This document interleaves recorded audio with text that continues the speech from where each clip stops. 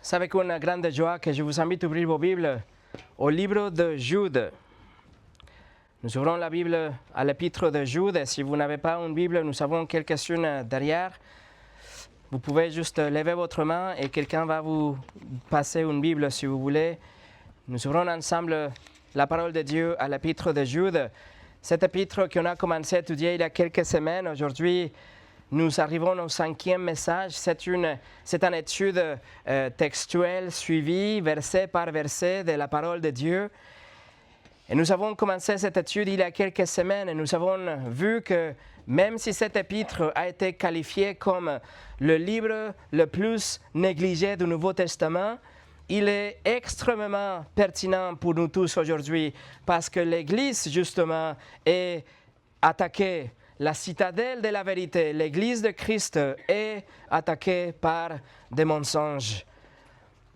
Je décris parce que l'Église était infiltrée dans ces jours par ces terroristes spirituels. Nous allons appeler ces gens comme ça, des terroristes spirituels, des personnes qui rassemblaient à des croyantes. Ils parlaient comme des chrétiens, ils s'agissaient comme des croyantes, mais en même temps, ils ont séduit la congrégation et ils sont rentrés dans la congrégation et une fois à l'intérieur, ils se font exploser pour causer autant de dommages comme possible. C'est ce qu'il faisait, ces terroristes spirituels à l'époque, il y a 2000 ans, quand Jude a écrit son épître. Et il a écrit cette épître justement pour nous mettre en garde, parce que nous avons la même chose aujourd'hui.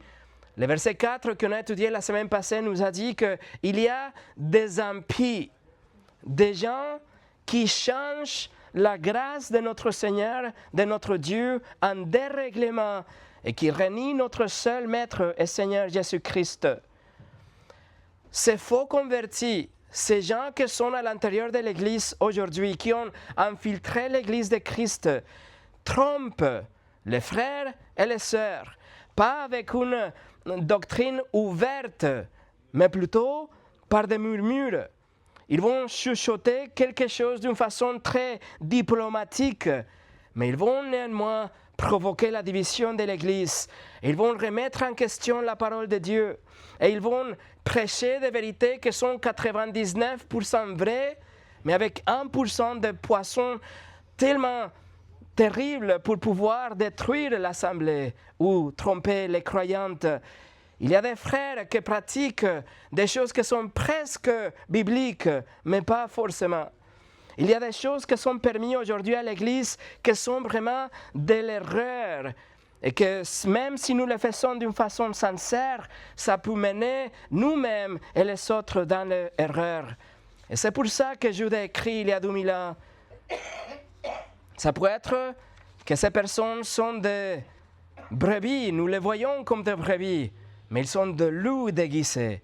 Et peut-être qu'ils sont la bonne doctrine dans quelques cas, mais ils mènent une vie complètement de péché impénitente.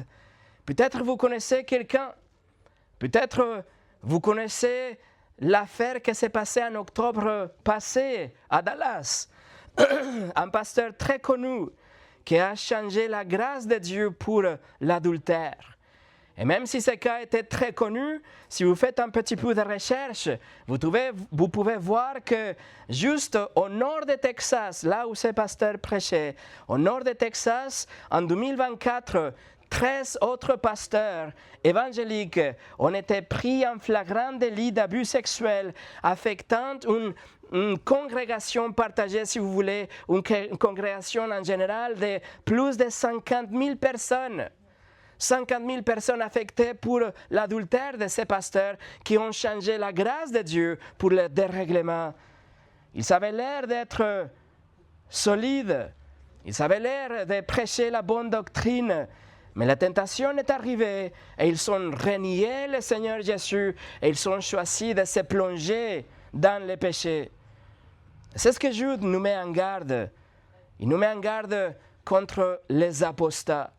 Ceux qui ne sont pas seulement des faux convertis, mais ils vont beaucoup plus loin parce qu'ils ne vont jamais retourner au Seigneur.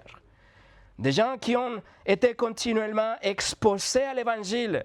Ils sont venus à l'Église et à plusieurs reprises, ils ont été couverts même par la bénédiction de Dieu. Dieu les a bénis par sa grâce. Il a répondu ses prières. Ils se sont réunis parmi nous chaque semaine pour profiter de la communion fraternelle et la prédication de la parole. Mais ensuite, ils se sont volontairement détournés de toute vérité pour poursuivre une vie pécheresse. Jude les met en garde dans son épître et nous rappelle que le jugement est certain pour tous les impies, pour tous les pécheurs, mais surtout pour les apostats, parce que c'est à travers eux, les faux chrétiens et les faux enseignants, que les dégâts sont faits à toute l'Église. Ils prêchent, ils enseignent des choses qui sont fausses ou secrètement, avec leur vie hypocrite, ils infectent le reste de l'Église. Donc notre travail, comme on a vu déjà il y a quelques semaines, consiste à combattre ardemment pour la foi et avoir confiance que Dieu les jugera avec justice, parce que c'est exactement ce que Dieu a déjà fait dans le passé. C'est ce qu'il a déjà fait dans le passé, donc c'est ce qu'il fera par la suite. Et c'est ce qu'on verra aujourd'hui.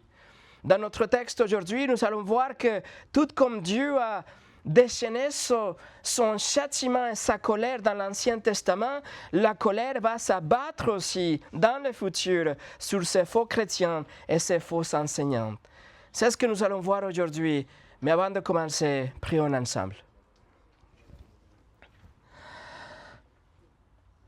Seigneur, nous reconnaissons que l'Église est sous son attaque acharnée depuis le début des temps.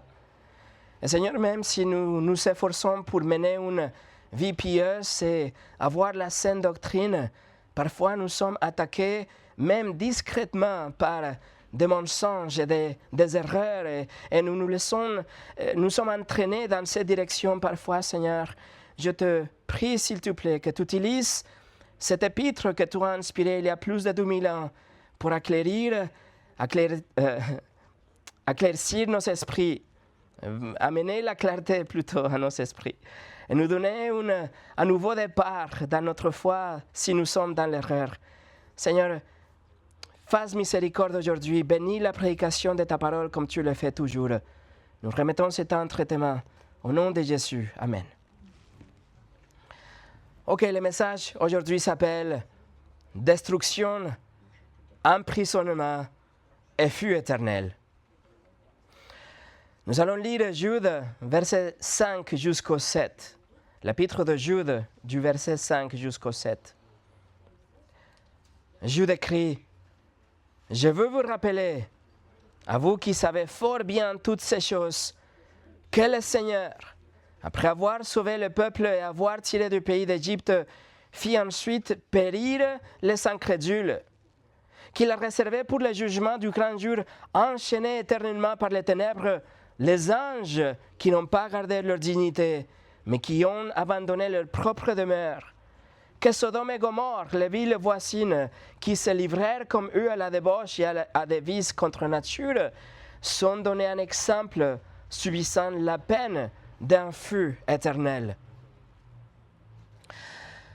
Jude commence cette petite section en écrivant qu'il s'agit d'un rappel, si vous savez prêter attention. C'est un rappel.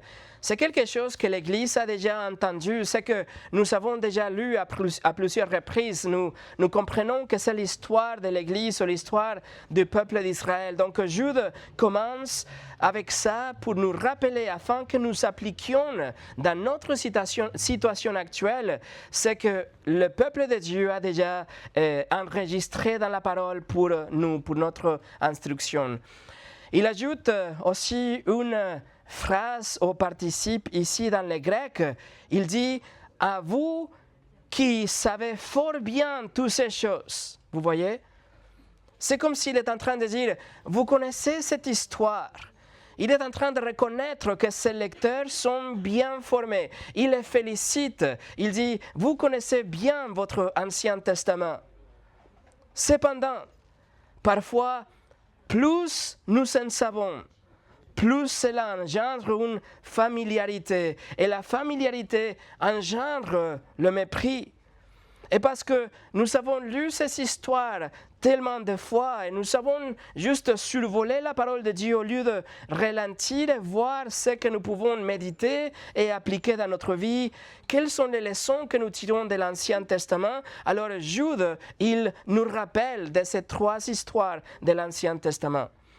Paul écrit par rapport à l'Exode dans 5 Corinthiens chapitre 10, il dit « Ces choses, les choses qui se sont passées pendant l'Exode, ces choses sont arrivées pour nous servir d'exemple, afin que nous n'ayons pas de mauvais désirs comme ils en ont eu. Ces choses leur sont arrivées pour servir d'exemple et elles ont été écrites pour notre instruction. » Donc, Jude, dans son épître, il se tourne vers l'Ancien Testament et il va aller visiter le livre de Moïse pour nous rappeler les 3 exemples dans lesquels Dieu a jugé la rébellion et la incrédulité. Il va nous rappeler de l'Exode, de l'arche de Noé et de Sodome et Gomorrhe. Et c'est comme ça que nous allons diviser notre étude aujourd'hui. Numéro 1, les Israélites détruits. Numéro 2, les anges emprisonnés. Et numéro 3, les païens punis. Donc, numéro 1, les Israélites détruits. Regardez encore une fois le verset 5. Il dit, « Je vous rappelle, à vous qui savez fort bien toutes ces choses, que le Seigneur, après avoir sauvé le peuple et l'avoir tiré du pays d'Égypte, fit ensuite périr les incrédules. » Le tout premier exemple ici dans son épître ramène le lecteur au livre de l'Exode. Vous savez l'histoire, vous connaissez le moment quand le peuple d'Israël fut délivré de l'Égypte après avoir été des esclaves pendant 430 ans. Il y a quelque chose de très important ici que je veux que vous sachiez, même si peut-être vous ne le voyez pas. Jude spécifie ici que c'était le Seigneur Jésus qui a sauvé le peuple de l'Égypte dans la première partie du verset 5. Si votre Bible dit « le Seigneur » comme la traduction de Genève que je lis, vous devez savoir que la meilleure preuve des manuscrits dont nous disposons, le manuscrit le plus ancien et la plus haute qualité selon la science de la critique textuelle, dit « Jésus ». En français, malheureusement, parmi 8 traductions que j'ai révisées, toutes les traductions disent « le Seigneur ». Mais vous pouvez avoir confiance et assurance que le mot Jésus existe dans le plus vieux et les manuscrits de plus haute qualité. Et ça, c'est très étonnant. Et ça, c'est très important parce que Jude est en train de nous dire et nous affirmer la divinité de Christ. Jude écrit ça à la première église. Donc, c'était déjà un fait. Ce n'était pas quelque chose qui est devenu, après quelques années, une doctrine, mais l'Église le savait déjà. Jésus est Dieu, et c'était lui qui était là en Égypte pour sauver son peuple d'Israël. Et vous voyez, Jude n'entre pas dans les détails pour enseigner par rapport à la divinité de Christ.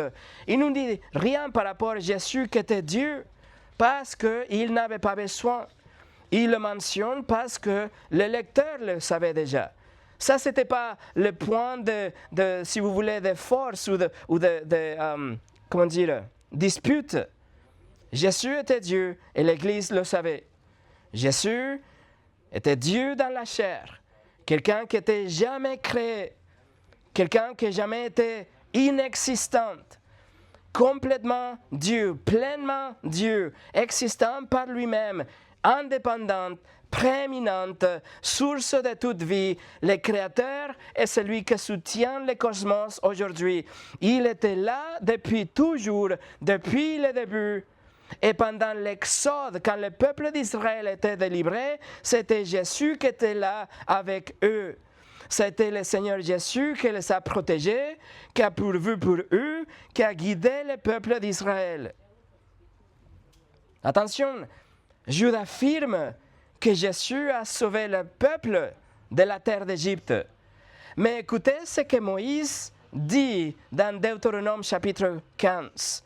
Deutéronome 15, verset 15 nous dit, Moïse dit, « Tu te souviendras que tu étais esclave au pays d'Égypte et que l'Éternel, ton Dieu, t'a sauvé. » Donc, Moïse écrit, c'était l'Éternel, en utilisant l'hébreu Yahvé, le nom de Dieu, ton Dieu, c'est lui qui t'a sauvé. Donc, mes amis, Jésus est Yahvé. Jésus est l'Éternel. Jésus est le seul Dieu qui existe, la deuxième personne de ce Dieu trinitaire. Le Seigneur Jésus-Christ était là, responsable du peuple d'Israël. C'était lui qui les a libérés de l'esclavage. C'était lui qui les a gardés pendant le désert. Même Paul explique aux Corinthiens, en Corinthiens 10, 4, ils ont tous bu le même breuvage spirituel, car s'ils buvaient à un rocher spirituel qui les suivait, et ce rocher était Christ. Et quelques versets plus tard, il ajoute que celui contre qui ils ont péché, celui qui a répondu à leur plainte et à leur manque de confiance, était aucun autre que Jésus même. Il dit en Corinthiens 10, verset 9, « Ne tentons point les seigneurs, comme le tentent quelques-uns d'entre eux qui périrent par les serpents. » Donc, c'est donc Dieu décrit ici dans le verset 15. Jésus, le Seigneur Jésus, a délivré le peuple d'Israël d'Égypte, mais aussi c'était lui qui a jugé leur incrédulité. La deuxième partie du verset 5 nous dit, Jésus, le Seigneur, après avoir sauvé le peuple et l'avoir tiré au pays d'Égypte, fit ensuite périr les incrédules. Qui a fait périr les incrédules? Le même Seigneur Jésus qui a sauvé le peuple. Le Seigneur Jésus les délivre puissamment d'Égypte. Il ouvre la mer Rouge au chapitre 14. Au chapitre 15, le peuple d'Israël chantait, se réjouissait. Et à mi-chemin, dans le même chapitre, le peuple d'Israël commence à se plaigner parce qu'ils avaient soif. Et leur reproche, et ça manque, leur manque de confiance, et leur manque de foi, et leur rébellion, est tellement visible presque à chaque page par la suite. La rébellion du peuple d'Israël est imminente virtuellement dans chaque page de l'Ancien Testament. Et 12 chapitres plus tard, ils ont même eu l'audace de demander « L'Éternel est-il au milieu de nous ou n'y est-il pas ?» L'aboutissement de leur rébellion et de leur incrédulité, ça n'a pas été précisément qu'ils ont adoré le veau d'or. Ça, c'était horrible. Mais en chapitre 14, 13 et 14 du livre de Nombres, seulement 12 ans après l'exode de l'Égypte, lorsqu'ils envoient 12 espions pour jeter un coup d'œil à cette terre promise, il revient et il y a 10 qui sont complètement effrayés. Pourquoi? Parce qu'ils ne croyaient pas que Dieu était capable de leur donner la terre qu'il avait promis. Pourquoi? Parce qu'ils voient que les murs étaient trop grands et que les gens qui habitaient à l'intérieur, ils étaient comme des géantes. Donc, les espions sont déterminés qu'il n'y avait aucun moyen qu'ils n'auraient jamais pu rentrer à la terre promise. Pour eux, Dieu était soit un menteur, soit incapable, peu fiable. La terre était impossible d'être conquise. Et donc, les gens à l'intérieur semblaient invincibles. Mes amis, ne ratez pas ça. Des milliers d'Israël, ils ont vu clairement le pouvoir de Dieu. Des milliers d'Israël ont vu chaque jour la provision de Dieu et la protection de Dieu de premièrement quand ils étaient dans le désert. Ils ont bénéficié de la bénédiction de Dieu et les directives et le leadership de Dieu. Ils ont traversé la mer Rouge à pied sec. Ils n'ont jamais manqué de rien. Néanmoins, Ils se rebellent dans leur incrédulité et ils ne font pas confiance au Seigneur. Écoutez, Nombre chapitre 14, versets 26 au 30. L'Éternel parle à Moïse et à Aaron et dit: « Jusqu'à quand laisserai-je cette méchante assemblée murmurer contre moi? J'ai entendu le murmure des enfants d'Israël qui murmuraient contre moi. Dis-leur, je suis vivant, dit l'Éternel. Je vous ferai ainsi que vous avez parlé à mes oreilles. Vos cadavres tomberont dans le désert. Vous n'entrerez point dans le pays que j'avais juré de vous faire habiter. » Et tristement, c'est ce que s'est passé. C'est exactement ce qui s'est passé. Toute la génération d'Israélites a été morte. Ils sont tous péris dans le désert alors qu'ils sont tournés pendant 40 ans. Seulement la génération suivante, quand cette génération est disparue, seulement les enfants de cette génération, c'est là que Dieu les a menés vraiment à la terre promise. Dieu a fait des miracles incroyables pour faire sortir le peuple d'Égypte. Le fléau miraculeux, il a séparé la mer Rouge. Leurs puissants adversaires ont été noyés en un instant dans la mer Rouge. Il les a nourris de la manne du ciel. Il les a guidés avec une colonne de nuée et de feu. Ils ont entendu la voix de Dieu au mont Sinaï, etc. Et pourtant, leur foi n'était pas réelle. Leur foi n'a pas vraiment perduré. Ils savaient si bien commencer. Mais même avec les preuves les plus accablantes, ils n'ont jamais vraiment cru, tout comme les faux chrétiens et les faux enseignants d'aujourd'hui, dont la rébellion témoigne de la dureté de leur cœur.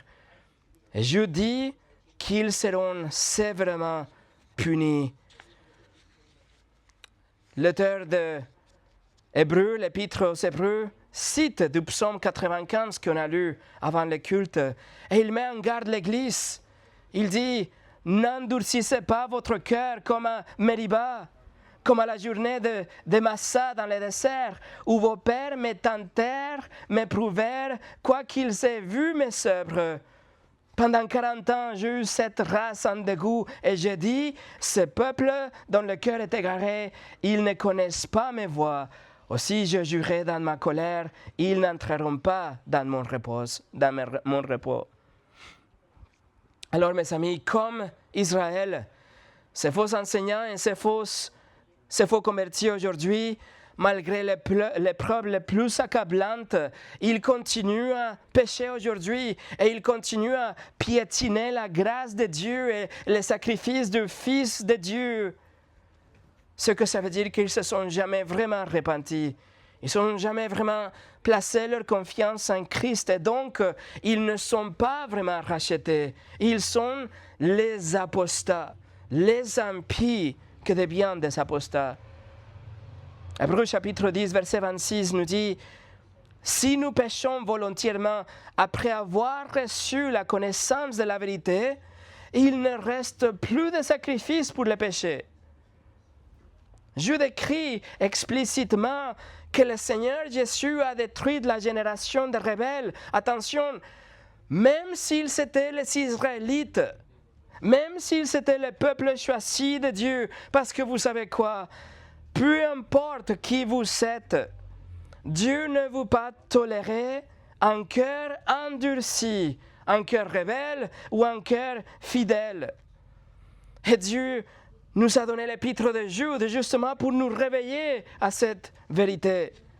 Jude nous rappelle, il rappelle ses lecteurs de cet épisode et il fait une connexion directe avec les faux chrétiens d'aujourd'hui qui se sont infiltrés dans l'Église afin que nous sachions ce qui se passe avec les rebelles, avec ceux qui ont fait l'expérience de la bonté de Dieu. Le peuple d'Israël a reçu la protection et la provision et les bénédictions. Et ces faux chrétiens également, ils continuent à ne pas vraiment croire. Ils continuent à ne pas lui faire entièrement confiance. Ça, c'est non seulement le péché de la incrédulité pure, Mais la rébellion, d'avoir toutes les preuves à votre disposition, mais vous endurcissez votre cœur jusqu'au point de non-retour, au point d'en arriver à une incrédulité permanente.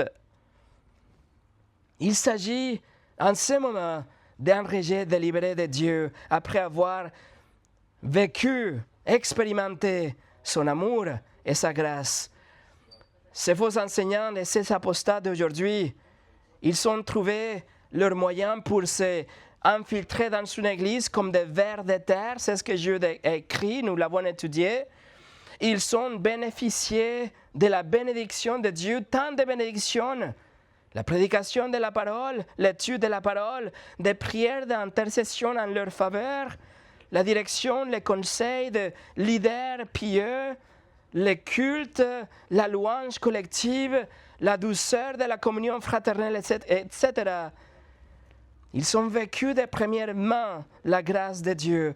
Néanmoins, ils ont fait demi-tour et ils ont abusé la grâce de Dieu pour pouvoir couvrir leurs péchés et pour infiltrer l'esprit non seulement d'eux-mêmes, mais des autres personnes. Et donc, ils commencent à partager de fausses doctrines.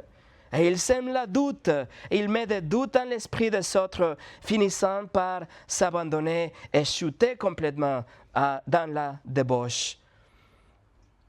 C'est quelque chose de sobre, mes amis. C'est un rappel sérieux pour vous et pour moi, non seulement pour les faux chrétiens, mais pour chacun de nous ici. Nous tous qui nous connaissons la vérité, nous avons bénéficié de la grâce de Dieu. Si le Seigneur a détruit les Israélites, c'est sûr que le jugement s'abattra sur tous les impies. Charles Spurgeon a dit « Méfiez-vous d'une forme de foi qui ne purifie pas votre vie, d'une profession de foi en Christ qui vous permet de vivre dans le péché en toute impunité. Car si vous avez cela, même si vous semblez être proche du peuple de Dieu, même si vous êtes compté parmi eux, Dieu ne vous considérera pas comme les siens, car il est le même Seigneur qui a détruit ceux qui ne croyaient pas. » Numéro 2, les anges emprisonnés. Israël n'était pas le seul à bénéficier de la bénédiction de Dieu et des preuves irréfutables de la bonté de Dieu. Pour après se retourner dans la rébellion, même les anges ont fait ça. Pensez à ça, mes amis. Israël avait toutes les évidences, toutes les preuves de l'existence de Dieu, de son pouvoir, de sa bonté, de sa fidélité, etc. Mais les anges, eux, ils ont vu la majesté de Dieu. Ils vivent dans le même domaine spirituel de Dieu avec lui. Ils vont et viennent en sa présence. Il ne peut y avoir davantage de preuves de la puissance et de la majesté de Dieu que celles dont disposent les anges eux-mêmes. Et pourtant, ils se sont rebellés. Regardez le verset 6, Jude, verset 6. Dieu a réservé pour le jugement du grand jour, enchaînés éternellement par les ténèbres, les anges qui n'ont pas gardé leur dignité, mais qui ont abandonné leur propre demeure. Jude écrit ici par rapport à un groupe particulier des anges qui, dans leur rébellion, n'ont pas conservé leur propre domaine. Ils ont transgressé la limite que Dieu avait établie pour eux. Qu'ont-ils fait? Alors pour ça, on va aller ensemble au livre de la Genèse. La Genèse, chapitre 6. Le livre de la Genèse, chapitre 6.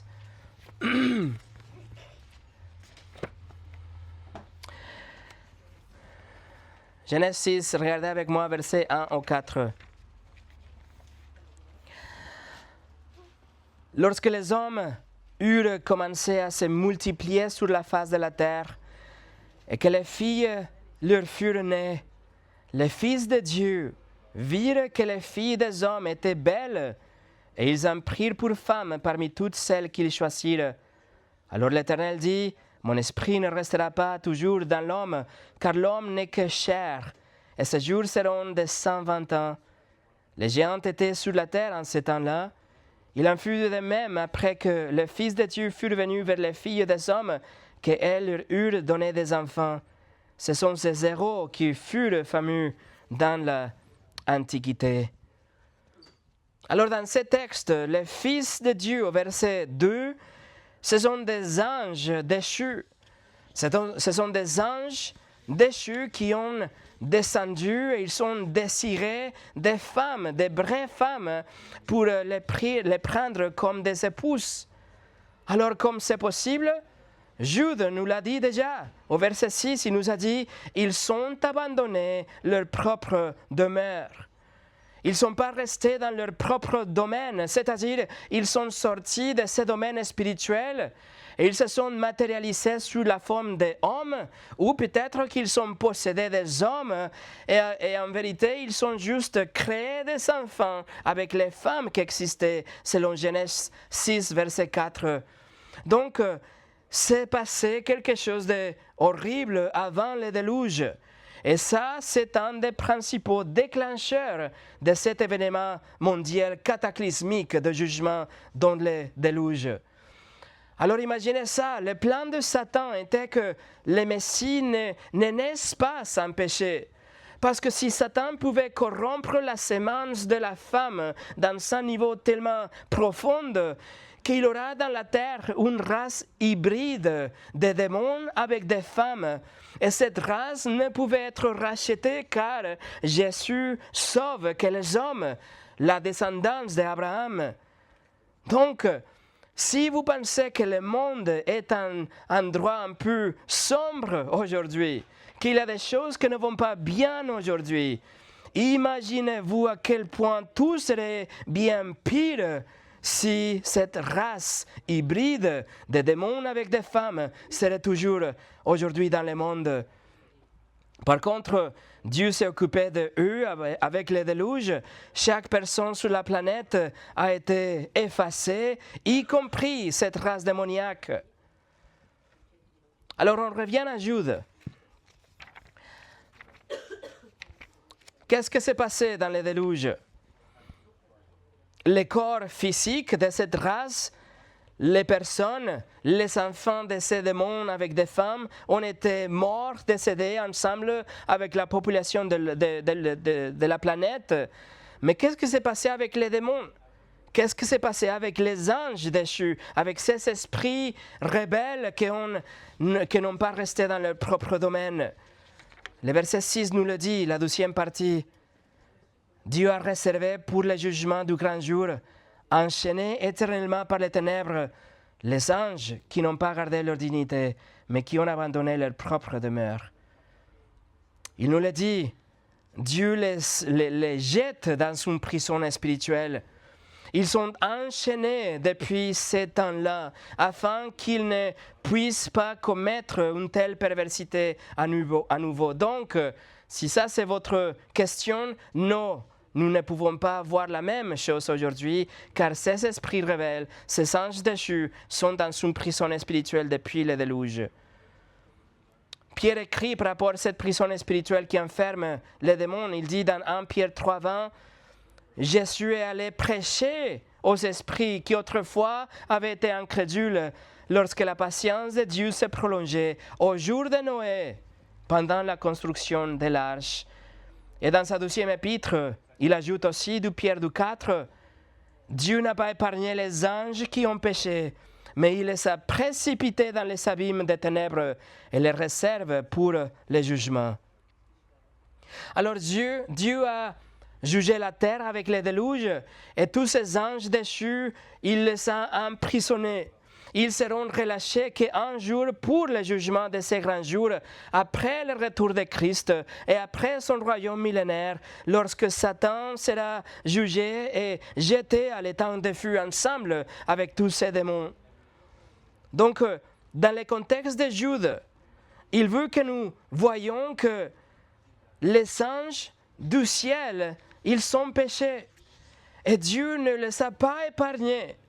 Et il n'a même pas pourvu un moyen pour les sauver. Les anges sont condamnés, point. De la même façon, l'homme qui corrompt la vérité aujourd'hui ne devrait pas espérer qu'il pourra échapper à la colère de Dieu. Impossible.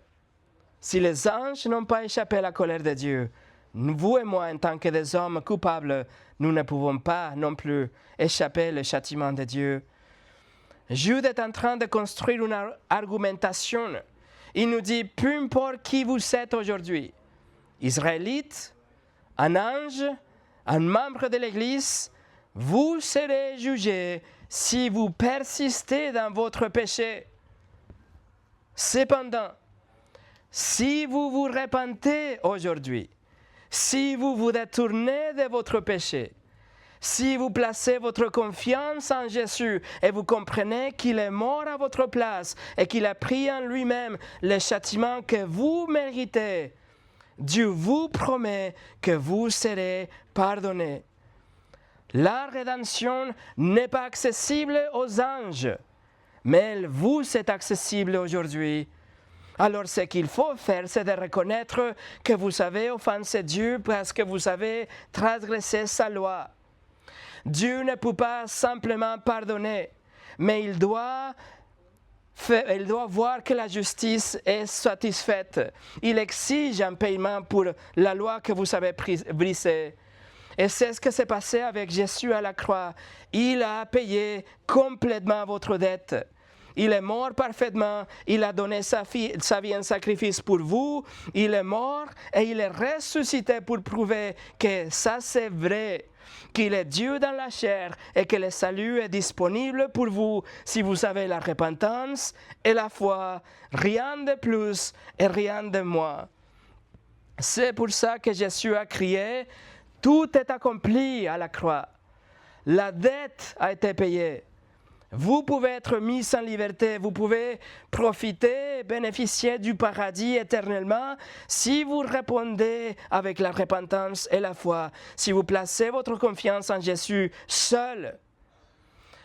Ceux qui ont été exposés à l'Évangile, ceux qui ont été exposés à la lumière de Dieu, la révélation de Dieu, et se sont détournés de la vérité dans la rébellion, alors là, ils vont être fortement jugés. Vous devez le savoir, que ces faux chrétiens, ces faux enseignants, ils seront vraiment confrontés au châtiment de Dieu. Parce que nous voyons l'exemple dans l'Ancien Testament. Numéro 3, les païens punis. Alors Jude revient à nouveau au livre de la Genèse pour la 3e fois maintenant. Et cette fois, il va nous parler de Sodome et Gomorrhe.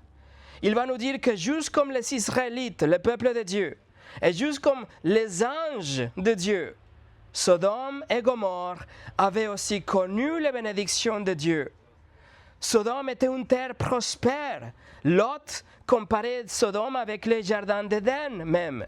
C'était une terre qui était bien arrosée, nourriture abondante, une grande bénédiction matérielle. Non seulement ça, mais leur situation géographique était vraiment proche d'Abraham et ils savaient l'influence d'Abraham et de Lot. Donc, ils connaissaient le Dieu de la Bible. Et pourtant, ils prennent cela pour acquis. Ils rejettent le Créateur, ils suppriment la vérité et ils sont suivis leur propre chair. Regardez le verset 7. Sodome et Gomorrhe et les villes voisines qui se livrèrent comme eux à la débauche et à des vices contre nature sont donnés un exemple subissant la peine d'un feu éternel. Le verset 7 dans le grec commence avec la conjonction os, que ça veut dire tout comme. C'est que Jude est en train de faire de nous dire qu'il fait la comparaison, juste comme Israël, juste comme les anges. Le péché choquant des anges, c'est comme le péché choquant de Sodome et Gomorrhe et les villes environnantes. Jude spécifie ici que les gens de Sodome, tout comme les anges déchus au verset 6, ils se sont livrés à l'immoralité sexuelle flagrante. Et le grec qui utilise ici, c'est un mot unique pour Jude, ek porneo.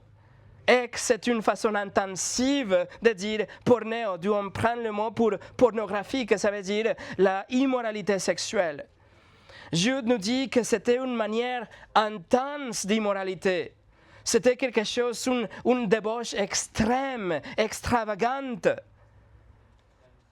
Par contre, Jude spécifie ici que leur péché, il ajoute que leur péché, c'était qu'ils sont allés après une chair étrangère, au verset 7, une chair étrangère. La Bible de Neuchâtel le traduit comme les unions contre nature. La Bible de Darby comme une autre chair. La Louis II 21 comme des relations contre nature. Le grec, c'est hétéros. Quelque chose qui est complètement différent à l'ordre établi. C'est-à-dire que ces gens-là, ils voulaient franchir les limites de tout ce qu'on connaît comme quelque chose de naturel. Les limites qui étaient établies déjà par Dieu et par la nature, parce qu'ils désiraient la chair, c'est-à-dire d'être vivant, en dehors du dessein de Dieu, en dehors de tout ce qui est naturel et de ce qui est approprié. Donc, si vous voulez voir avec moi, tournez au Genèse chapitre 19. On va voir qu'est-ce qui s'est passé avec Sodome et Gomorrhe. Genèse chapitre 19. Genèse 19 raconte pour nous ce qui s'est passé et nous dit qu'il y avait des anges qui ont venu voir Lot. Et Lot vivait à Sodome. Lot demande les anges de rester chez lui. Et alors, verset 4 et verset 5. Ils, c'est-à-dire les anges n'étaient pas encore couchés, que les gens de la ville, les gens de Sodome, entourent la maison, depuis les enfants jusqu'aux vieillards. Toute la population était accourue. Ils s'appelaient Lot et lui dirent, « Où sont les hommes qui sont entrés chez toi cette nuit? Fais-les sortir vers nous pour que nous les connaissions. » Ce texte nous dit qu'il y avait des hommes de tous les âges, depuis les enfants jusqu'aux vieillards, il nous dit. Et tout le monde sont venus chez Lot parce qu'ils voulaient qu'il sorte les visiteurs, c'est-à-dire les anges, parce qu'ils voulaient les connaître. Les connaître, c'est une façon de faire référence aux relations sexuelles.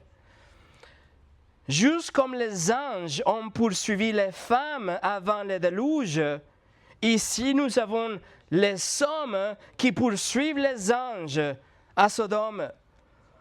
Et Dieu a sévèrement jugé Sodome et Gomorrhe pour leur style de vie qui était d'une débauche constante et une immoralité flagrante qui a culminé avec la visite des anges. Alors qu'est-ce qui s'est passé? Les anges avertissent Lot qu'il devait sortir de la ville avec sa famille parce que l'Éternel va détruire Sodome et les villes autour. Verset 15, Genèse 19, verset 15.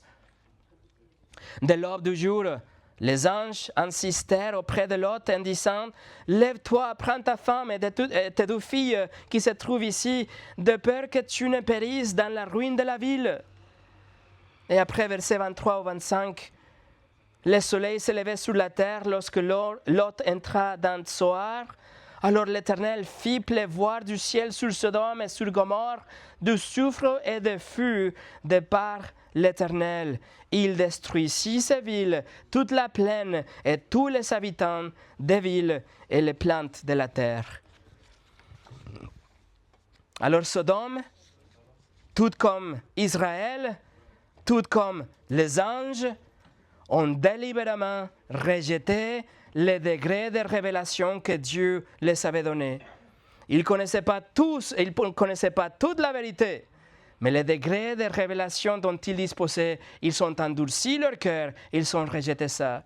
Et Dieu, par la suite, a déchaîné sa colère. Et il a détruit toute la région, et même aujourd'hui, la mer morte tout autour reste stérile et sans vie, attestant continuellement l'effet de ces jugements. 2 Pierre 12,6 nous dit « Dieu a condamné à la destruction et réduit à cendres les villes de Sodome et de Gomorrhe, les donnant comme exemple aux impies à venir. » Alors écoutez bien, mes amis. Juifs, gentils, anges, membres d'église, athées, agnostiques, rois, présidents, éduqués, riches, pauvres, idolâtres, moqueurs, blasphémateurs, voleurs, orgueilleux, colériques, prédicateurs, envieux, désobéissants, rebelles, tout ce que vous voulez. Quiconque mène une vie impie n'échappera pas la justice de Dieu. Et Jude nous rappelle clairement ces jugements. Soit vous vous repentez aujourd'hui et vous placez votre confiance en Jésus pour que son sacrifice soit appliqué à votre dette, soit vous allez payer vous-même pour l'éternité en enfer. Tout comme l'incrédule Israël, tout comme le rebelle ange, et tout comme l'immoral Sodome, et tous ceux qui vont nier sa foi, tous ceux qui ne vont pas venir à Christ. Et pour finir aujourd'hui, nous retournons à Jude. Jude qui, comme Pierre écrit sa 12e épître presque en même temps. Il a dit que Sodome et Gomorrhe, la destruction de Sodome et Gomorrhe était un exemple de jugement dans cette vie, mais aussi, attention, éternellement. Regardez la fin du verset 7. Ils sont donnés un exemple subissant la peine d'un feu éternel. Alors, mes amis, ces 3 rappels de jugement sont quelque chose que font réfléchir. Israël détruite, des anges emprisonnés, des païens, feu éternel. Et prêtez votre attention aussi, il y a une sorte de progression dans cette apostasie. Tout commence par l'incrédulité d'Israël. Ensuite, l'incrédulité conduit à la rébellion comme la rébellion des anges. Et la rébellion conduit à la immoralité et la anarchie comme Sodome. Le jugement de Dieu est vrai, le jugement de Dieu et sa condamnation sont inévitables pour tous ceux qui vont nier le Seigneur Jésus, mais particulièrement pour ceux qui vont se détourner de la foi et particulièrement pour ceux qui vont partager des mensonges. Tous ceux qui ont profité de la bénédiction de Dieu. Jude appelle les croyantes à combattre ardemment pour la foi. Vous vous souvenez, le verset 3. Alors, mes frères et mes sœurs, je veux que vous soyez avec moi, que nous allons tous combattre ardemment pour la foi parce que l'Église est attaquée. Parce qu'il y a beaucoup de mensonges autour de nous et même près de nous. Nous voulons combattre pour la foi et que ceux que nous voient puissent se repentir de ses péchés, qu'ils se détournent de toutes sortes de mensonges sataniques qu'ils sont en train de faire passer dans les églises et que tous ceux qui ont délibérément se détourné de la vérité, qu'ils reviennent à travers notre vie et notre prédication de l'Évangile. Alors que le Seigneur nous utilise. Que le Seigneur fasse grâce, qu'il nous utilise pour que nous puissions combattre pour la foi ensemble. Nous devons d'abord être sûrs que nous sommes dans la vérité nous-mêmes et que nous sommes en train de grandir dans la vérité, que nous n'allons pas faire de compromis dans la doctrine ou dans la pratique, que nous allons nous équiper nous-mêmes pour grandir et nous allons attendre le perdu avec la vérité. Et après, nous allons fidèlement servir dans une église qui prêche non 99% de la vérité, mais seulement la doctrine pure, la saine doctrine. Mes amis, le jugement bien et le jugement bien vite. Alors, si vous n'êtes pas en Christ, aujourd'hui, c'est le jour de la repentance. Et le jugement pour nous en tant que chrétiens, c'est juste une source de joie parce que nous savons que nous ne serons pas dedans, mais que la grâce de Dieu fera que le jugement saute à travers nous, par-dessus de nous. Le jugement ne va pas nous toucher parce que nous sommes en Christ. Et ça, c'est fait une source de joie et aussi d'adoration. Alors je vous invite à réfléchir. Prions ensemble.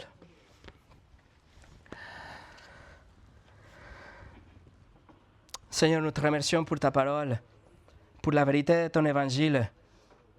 Et Seigneur, nous te demandons, s'il te plaît, d'utiliser ce que nous avons étudié aujourd'hui pour nous réveiller à la vérité, pour nous encourager à combattre ardemment pour la foi, comme Jude l'écrit, pour que nous soyons fermes dans la vérité, dans la pratique, dans le service, pour pouvoir non seulement mener des vies dans notre famille, dans notre foyer, dignes et cohérentes avec ta parole, mais aussi que nous soyons des serviteurs fidèles dans ton Église. Seigneur, utilise-nous pour attendre les perdus et pour être de bons témoins dans notre vie. Nous remettons toutes ces choses entre tes mains, Seigneur. Nous te remercions pour ta parole, mais nous demandons, s'il te plaît, avec humilité, que tu sois avec nous dans cette même parole, alors que nous allons réfléchir pendant cette semaine. Au nom de Jésus, Amen.